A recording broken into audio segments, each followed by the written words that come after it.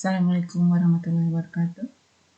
Kita ketemu lagi di pelajaran matematika, yaitu tentang statistika. Kali ini kita masih membahas tentang pemusatan data, yaitu pada materi menentukan nilai modus. Modus dari sekumpulan bilangan itu adalah bilangan yang paling sering muncul atau nilai yang memiliki frekuensi terbanyak. Yang akan kita hitung itu tentang modus data tunggal dan data kelompok. Untuk data tunggal atau berbobot, menghitung modusnya, kita lihat contoh. Ada sekumpulan bilangan dari A, B, C, D, dan E. Ini akan kita coba melihat atau menentukan modusnya. Untuk bilangan yang ada di A, itu ada 5, 3, 5, 7, 5. Terlihat di sini bahwa 5 muncul 3 kali. Yang lain hanya 1 kali. Sehingga modus bilangan untuk data A itu sama dengan 5.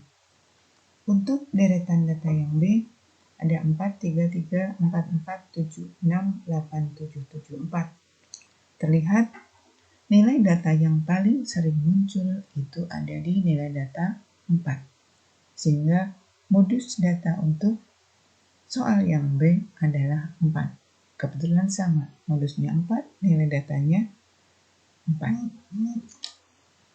Nah, yang C, 2, 5, 6, 3, 7, 9, 8, terlihat di sini semuanya sama.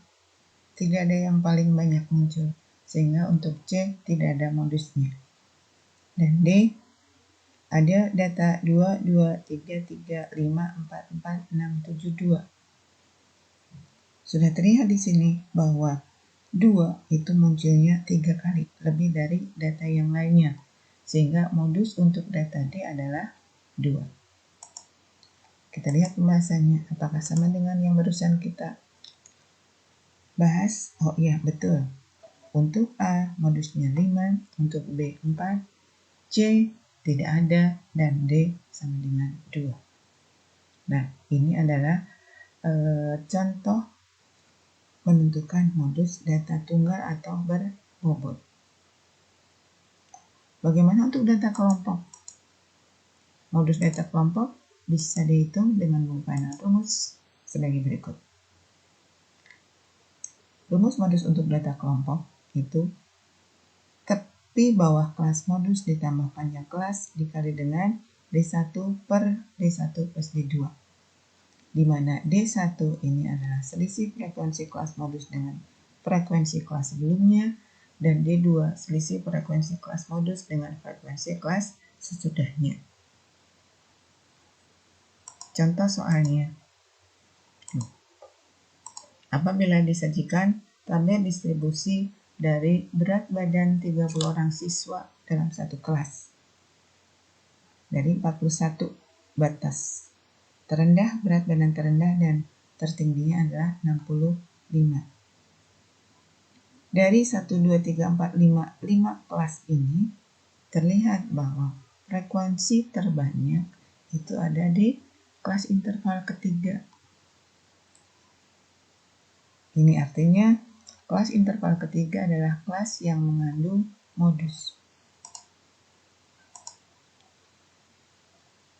Modus terletak pada kelas interval yang ketiga. Dari kelas interval ketiga ini kita tentukan tepi bawahnya adalah 50,5. Dari mana? Dari batas bawah dikurangi setengah dari satuan ukuran terkecil. Jadi 51 dikurangi setengah sama dengan 50,5. Kemudian panjang kelasnya 5. Panjang kelas itu seperti pembahasan sebelumnya adalah batas bawah kelas sesudahnya dikurangi batas bawah kelas sebelumnya, atau batas atas kelas sesudahnya dikurangi batas atas kelas sebelumnya. Atau kalian bisa hitung dari batas bawah ke batas atas. Ini ada berapa banyak data. Kemudian D1. D1 ini selisih antara frekuensi modus dengan frekuensi kelas sebelumnya. D2 frekuensi modus dengan frekuensi kelas sesudahnya.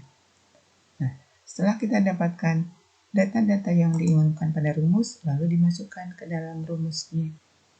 Bahwa modus adalah tepi bawah kelas yang mengandung modus ditambah panjang kelas dikali dengan D1 per D1 plus D2.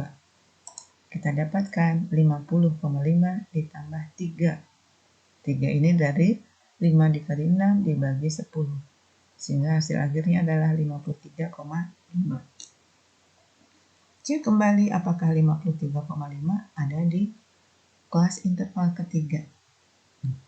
Oh iya betul, karena kelas interval ketiga itu dari 51 sampai 55. Ada lagi contoh masih sama untuk data kelompok. Kalau data kelompok itu biasanya ditampilkan dengan tabel distribusi frekuensi.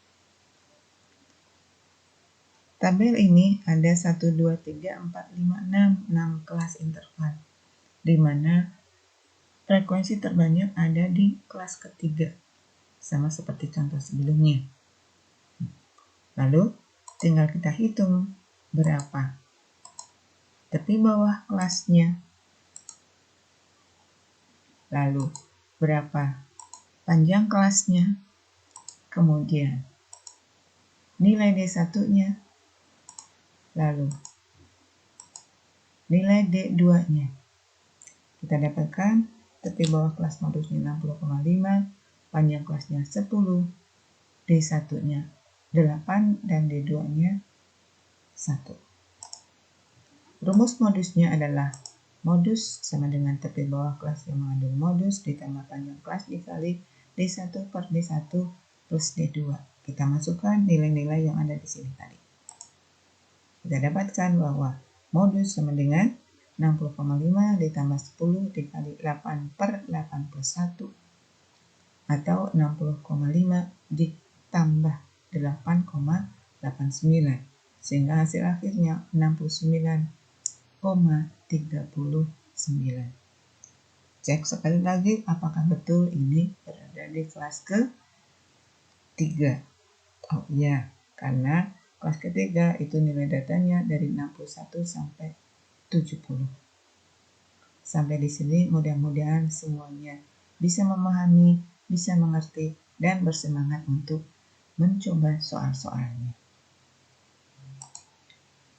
Sekian, semoga ini bisa menambah pengetahuan kalian dan selamat belajar. Sampai jumpa kembali di materi selanjutnya. Assalamualaikum warahmatullahi wabarakatuh.